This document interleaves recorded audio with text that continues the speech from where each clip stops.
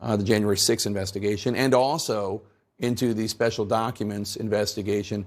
Pretty big win for the special counsel, Jack Smith, to secure the testimony of Mark Meadows. Yeah, Jake, this is significant in a few respects. First of all, Mark Meadows was one of the last remaining major witnesses who we knew was outstanding, who until this point we did not know had testified. Now he has testified. If it's in a grand jury, he has testified under oath. He obviously was very close to Donald Trump throughout the lead up to and during January 6th. I think he's the single most important witness as to January 6th. And as you said, he would have relevant information potentially as well about the retention of sensitive or classified documents that underlies the Mar-a-Lago examination and investigation. So Mark Meadows is a crucial witness on both of the matters that the special counsel has before him right now. And the January 6th Select Committee in the House, led by Congressman Benny Thompson and Congresswoman Liz Cheney, they were unable to get the testimony of Mark Meadows.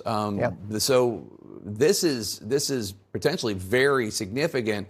I personally, as a journalist, have a lot of questions for him about these conversations. One of the questions is, what exactly did he convey to the Proud Boys and the Oath Keepers, if anything, leading up to that time? There's talk of him reaching out to Meadows, reaching out to Roger Stone, reaching out to Michael Flynn, who are the individuals that had the relationships with those far-right paramilitary groups. Yeah, I think that's exactly the issue with Mark Meadows. He seems to have been a fulcrum of communications. Everything went through Mark Meadows. And we'll recall, Meadows actually did cooperate briefly with the January 6th committee, and he turned over those hundreds or thousands of very revealing text messages where we saw members of Congress, members of Donald Trump's own family, White House advisors reaching out to Mark Meadows saying essentially, you've got to do something. You've got to get him to do something.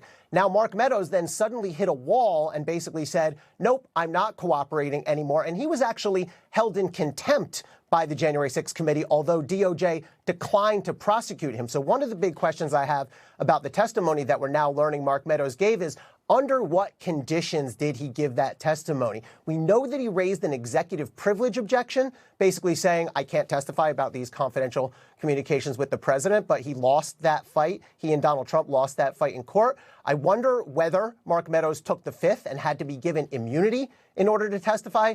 And it's really important to know, did he have any agreement in place with prosecutors that underlied his testimony? Yeah, I mean, we don't know.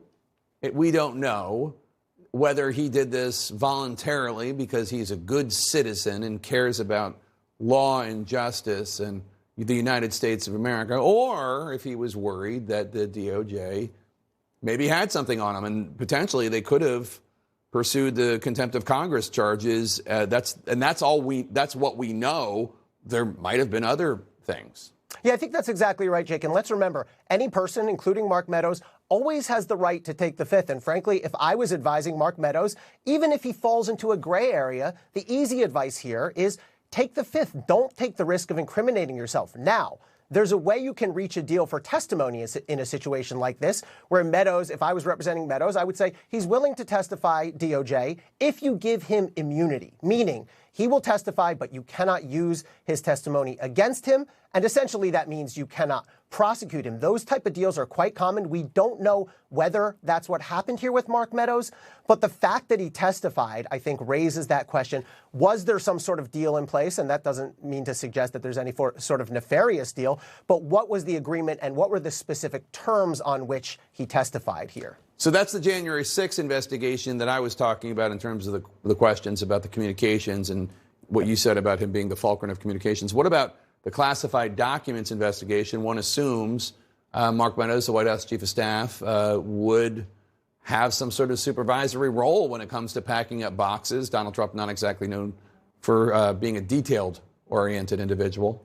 That's exactly where I'd be asking Mark Meadows to focus on. What was happening in those days and hours leading up to January 20th, 2021, as Donald Trump was preparing to leave office? What instructions were you given, Mark Meadows, by Donald Trump? What instructions did you give to White House staff, to archives personnel, about how to pack up documents, about how to go through documents, about which documents should stay, which documents should go to Mar-a-Lago? Did you know that some documents were being sent to Mar-a-Lago? Did you or anyone else review them? Did you have any conversations with Donald Trump about the status of those documents, the fact that they may have been classified. All of those, I think, were crucial to putting together really what was happening during a very important stretch right before those documents left the White House and went down to Mar-a-Lago. And let's remember the star witness, I think it's fair to say, of the January 6 hearings from the House Select Committee on January 6 was Cassidy Hutchinson. Cassidy Hutchinson was the assistant to Mark Meadows. Therefore, she saw and heard